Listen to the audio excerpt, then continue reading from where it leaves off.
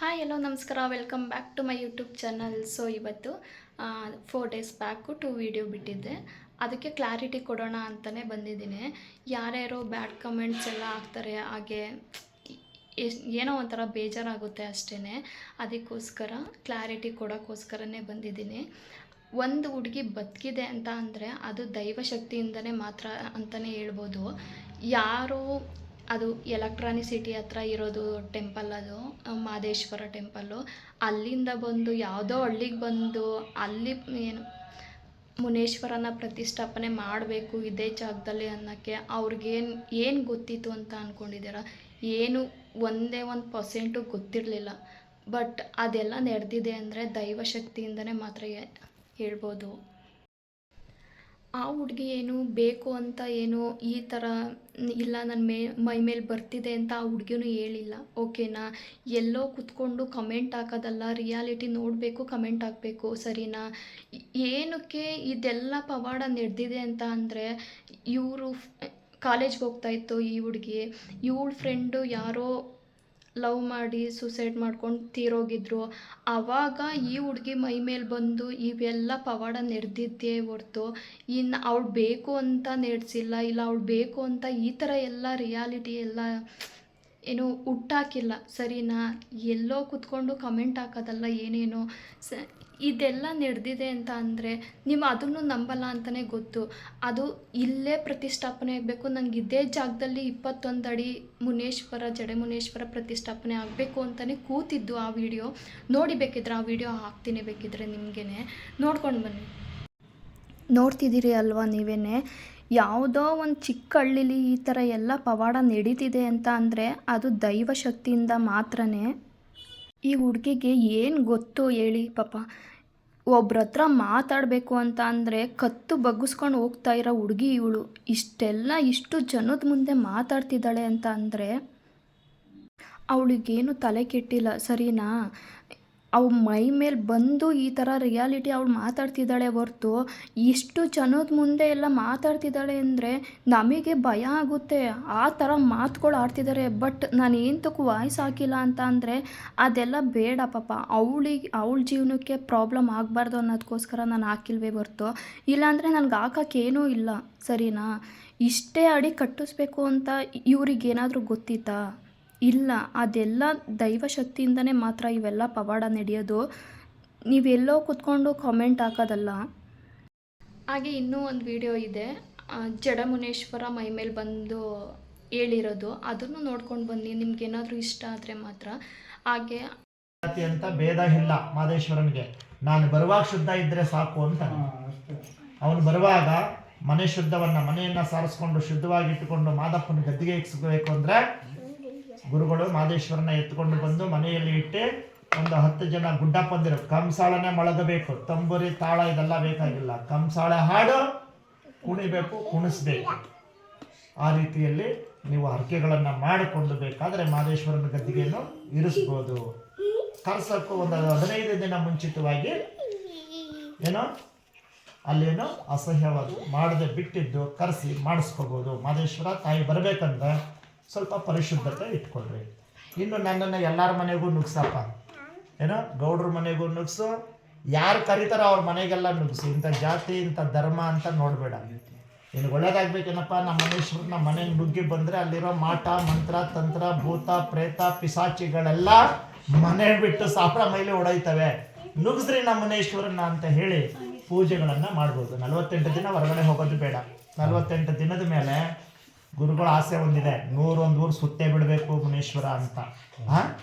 ಆ 48 ದಿನಕ್ಕೂ ಮೊದಲು ಒಂದು 8 ದಿನ ಮುಂಚಿತವಾಗಿ ಹೇಗೆ ಈಗ ಏನು ಒಂದು ಆಟದಲ್ಲಿ ಪ್ರಚಾರ ಆಯಿತು, ಆ ರೀತಿಯಲ್ಲಿ ಅದೇ ವಾಹನದಲ್ಲಿ ಕಟ್ಟಿಕೊಂಡು ಅದೇ ಮೈಕ್ ಹಾಕ್ಕೊಂಡು ದುಡ್ಡು ಕೊಟ್ಟರೋರು ಕೊಡಲಿ, ಕೊಡದೇ ಇದ್ದವರು ಹೋಗಲಿ, ಅಕ್ಕಿ ಹಾಕ್ತೀರ ಹಾಕಿ, ರಾಗಿ ಹಾಕ್ತೀರ ಹಾಕಿ, ದುಡ್ಡು ಹಾಕ್ತೀರ ಹಾಕಿ, ಬಂದು ಕ್ಷೇತ್ರಕ್ಕೆ ಬಂದು ಸ್ವೀಕಾರ ಮಾಡಿ ಹೋಗ್ರಿ, ನಿಮ್ಮ ಕರ್ಮ ಕಳ್ಕೊಳ್ರಿ ಅಷ್ಟೇ.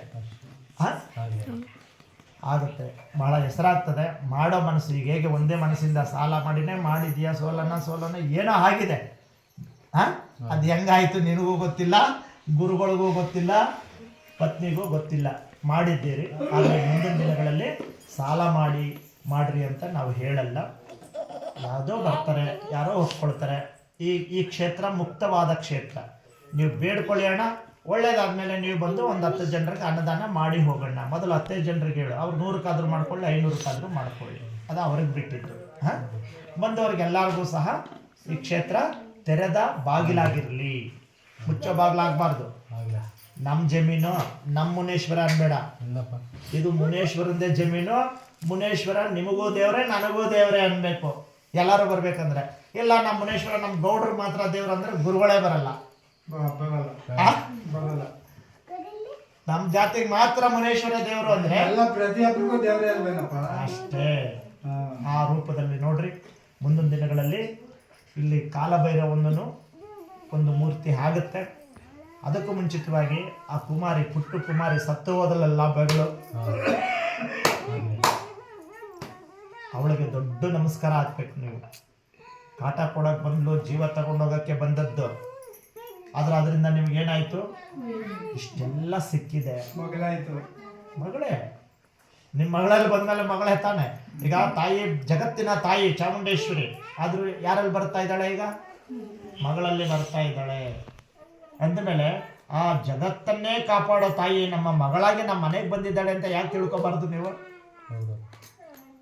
ಆ ರೀತಿಯಲ್ಲಿ ಸೇವೆ ಮಾಡು. ಒಂದು ಪುಟ್ಟ ಮಗು ಮನೆಯಲ್ಲಿ ಹುಟ್ಟಿ ಬಂದ್ರೆ ಅದೇನಾದ್ರೂ ಕೇಳುತ್ತಾ? ಅದಕ್ಕೆಲ್ಲ ಸೇವೆ ನೀವು ಮಾಡ್ತೀರಾ ಇಲ್ವಾ? ಹಾಗೆ ದೇವತೆಗಳನ್ನ ನೀವು ಮಗುವಾಗಿ ನೋಡಿದ್ರೆ ಮಗುವಾಗಿ ಇರ್ತೀವಿ. ದೇವ್ರನ್ನ ಎದುರಿಸಿ ನಿಲ್ಲೋಣ ಅಂತ ಹೋದಾಗ ನೀನು 100 ಅಡಿ ಬೆಳೆದ್ರೆ ನಾವು 500 ಅಡಿ ಬೆಳಿತೀವಿ, 500 ಅಡಿ ನೀವು ಬೆಳೆದ್ರೆ ನಾವು 1000 ಅಡಿ ಬೆಳಿತೀವಿ. ನಾವು ದೇವ್ರನ್ನ ಗೆದ್ಬಿಡ್ತೀವಿ ಅಂತ ನೀವು 1 ತೋಳು ತಟ್ಟಿದ್ರೆ ನಾವೆಷ್ಟು ತೋಳು ತಟ್ತೀವಿ? 1000 ತೋಳು ತಟ್ಟುತ್ತೀವಿ. ಅದಕ್ಕೆ ಯಾರನ್ನ ಬೇಕಾದ್ರೆ ಎದುರಾಕೊಳ್ರಿ. ದೈವವನ್ನ, ದೈವ ಚಿಕ್ಕದಿರ್ಲಿ ದೊಡ್ಡದಿರ್ಲಿ, ಮುನೀಶ್ವರ ಇರಲಿ, ಶನೀಶ್ವರ ಇರಲಿ, ಮಹದೇಶ್ವರ ಇರಲಿ, ಯಾವುದೇ ದೈವಕ್ಕೂ ಸಹ ಎದುರಾಕೊಳಕ್ ಹೋಗ್ಬೇಡಿ, ಬೈಯಕ್ಕೆ ಹೋಗ್ಬೇಡಿ, ನಿಂದಿಸಕ್ಕೆ ಹೋಗ್ಬೇಡ್ರಿ. ಹೇಳ್ತಾರೆ, ಸಿಟ್ಟಲ್ಲಿ ಶಿವನ ಬೈದಾರೆ ಏಡಿಸಿ ಕಾಡಿತು ಶಿವನ ಡಂಗೂರ ಅಂತ. ಯಾರು ಶಿವನ ಡಂಗೂರ? ಶಿವನ ಬೈದ್ರೆ ಬಸವಣ್ಣ ಸುಮ್ಮನೆ ಇರ್ತಾನ? ಹೋಗ್ಲೆ ಅವನ ಮಗ ಗಣಪತಿ ಸಂಕಷ್ಟ ನಿವಾರಕ, ಅವನು ಸುಮ್ಮನೆ ಇರ್ತಾನ? ಸಣ್ಮುಖ ಸುಮ್ಮನೆ ಇರ್ತಾನ? ಹೋಗ್ಲಿ ಸಾಕ್ಷಾತ್ ಜಗನ್ಮಾತೆ ತಾಯಿ ಚಾಮುಂಡೇಶ್ವರಿ ಸುಮ್ಮನೆ ಇರ್ತಾಳ? ಇವರೆಲ್ಲ ಕೋಪಿಸ್ಕೊಂಡು ಶ್ರೀಮನ್ ನಾರಾಯಣ ಸುಮ್ಮನೆ ಇರ್ತಾನ? ಅವನ ಆರಾಧ್ಯ ದೈವ ಶಿವ, ಶಿವನ ಆರಾಧ್ಯ ದೈವ ನಾರಾಯಣ. ನಾರಾಯಣನ ಒಳಗಡೆ ಶಿವನಿದ್ದಾನೆ, ಶಿವನಲ್ಲಿ ನಾರಾಯಣ ಇದ್ದಾನೆ. ಅವರೆಲ್ಲರೂ ನಿಮ್ಮಲ್ಲೇ ಇದ್ದಾರೆ ಅನ್ಕೋಬೇಕು. ಇರ್ಲಿ ಮಕ್ಕಳೇ, ಊರನ್ನ ಬಿಟ್ಟೋಗೋಕ್ಕೂ ಗುರುಗಳಿಗೂ ಮನಸ್ಸಿಲ್ಲ, ಕಳ್ಸಕ್ಕೆ ಮುನೀಶ್ವರನಾದ ನನಗೂ ಮನಸ್ಸಿಲ್ಲ. ಆದರೆ ಅನಿವಾರ್ಯ, ನೀವೆಲ್ಲ ಹೋಗ್ಲೇಬೇಕು. ನಿಮ್ಮ ಮನೆಗೆ ಹೋಗ್ಬೇಕು. ಕರ್ತವ್ಯ ಅನ್ನೋದು ಇದೆ, ಕಾಯಕ ಅನ್ನೋದು ಇದೆ, ಮಾಡಬೇಕು. ಇನ್ನೇನು ಮಗಳೇ, ಇನ್ನೇನು ಬೇಕು? ನೋಡ್ಕೊಂಡು ಬಂದ್ರಿ ಅಲ್ವಾ ವಿಡಿಯೋನ? ನಮ್ಮೂರಲ್ಲಿ ನಡೆದಿರೋ ಪವಾಡ ಅದು, ಸರಿನಾ? ಎಲ್ಲೋ ಯಾವುದೋ ಊರಲ್ಲಿ ನಡೆದಿರೋದು ನಾನು ಹಾಕೋದು ಅದು ಸರಿ ಬರಲ್ಲ, ಸರಿನಾ? ನಮ್ಮೂರಲ್ಲಿ ನಡೆದಿರೋದಕ್ಕೆ ನಾನು ಹಾಕಿದ್ದೀನಿ ಹೊರ್ತು ಬೇರೆ ಊರಲ್ಲಿ ಯಾವುದೋ ನಡೆದಿರೋದು ಅದೆಲ್ಲ ಹಾಕಕ್ಕೆ ಹೋಗಲ್ಲ ನಾನು, ಸರಿನಾ? ಎಲ್ಲೋ ಕೂತ್ಕೊಂಡು ಏನೋ ಕಮೆಂಟ್ ಹಾಕೋದಲ್ಲ ಯಾರ್ಯಾರೋ. ನಿಮ್ಗೆ ಇವಾಗಲೇ ಅರ್ಥ ಆಯಿತು ಅಂತ ಅಂದ್ಕೊಂಡಿದ್ದೀನಿ. ಇವಾಗ ಇನ್ನೂ ಹಾಕಬೇಕು ಅಂದರೆ ನಿಮ್ಮ ಇಷ್ಟ ಅದು, ಸರಿನಾ? ನಂಬರು ನಂಬ್ತಾರೆ, ಅಷ್ಟು ಸಾಕು ನನಗೆ. ನಿಮ್ಗೇನಾದರೂ ಇವ್ರದ್ದು ನಂಬರ್ ಬೇಕು, ಇವ್ರದ್ದು ಅಡ್ರೆಸ್ ಬೇಕು, ಈ ಟೆಂಪಲ್ದು ಏನಾದರೂ ಲೊಕೇಶನ್ ಬೇಕು ಅಂತ ಅಂದರೆ ಕೆಳಗಡೆ ಡಿಸ್ಕ್ರಿಪ್ಷನ್ನಲ್ಲಿ ಕೊಟ್ಟಿರ್ತೀನಿ, ಹೋಗಿ ಚೆಕ್ ಮಾಡಿ. ಇವ್ರದ್ದು ಟೆಂಪಲ್ ಬಂದು ಎಲೆಕ್ಟ್ರಾನಿಕ್ ಸಿಟಿ ಹತ್ರ ಇರೋದು, ಬೊಮ್ಮನಹಳ್ಳಿ ಹತ್ರ. ಅಲ್ಲಿಂದ ಬಂದು ಇಷ್ಟೆಲ್ಲ ಮಾಡಿದ್ದಾರೆ ಅಂತ ಅಂದರೆ ಅವರು ದುಡ್ಡಿಗೋಸ್ಕರನೋ ಇಲ್ಲ ಮತ್ತೊಂದಕ್ಕೋ ಏನೋ ಮಾಡಿಲ್ಲ. ಆ ಹುಡುಗಿ ಜೀವ ಉಳ್ಸೋಕ್ಕೋಸ್ಕರ ಮಾಡಿದ್ದಾರೆ ಹೊರತು ಬೇರೆ ಇನ್ನು ಯಾವ ಉದ್ದೇಶದಿಂದನೂ ಇಲ್ಲ. ನಿಮ್ಗೇನಾದರೂ ಇಷ್ಟ ಇದ್ದರೆ ಮಾತ್ರ ಅವ್ರನ್ನ ಕಾಂಟ್ಯಾಕ್ಟ್ ಮಾಡಿ. ಬಟ್ ಇಷ್ಟೇ. ನಿಮ್ಗೇನಾದ್ರು ಇಷ್ಟ ಆದರೆ ಪ್ಲೀಸ್ ಸಬ್ಸ್ಕ್ರೈಬ್ ಮಾಡ್ಕೊಳ್ಳಿ. ಹಾಗೆ ಒಂದು ಬೆಲ್ ಐಕನ್ನ ಕ್ಲಿಕ್ ಮಾಡಿ. ಹಾಗೆ ಒಂದು ಶೇರ್, ಕಾಮೆಂಟ್, ಒಂದು ಲೈಕ್ ಕೂಡ ಮಾಡಿ. Thank you.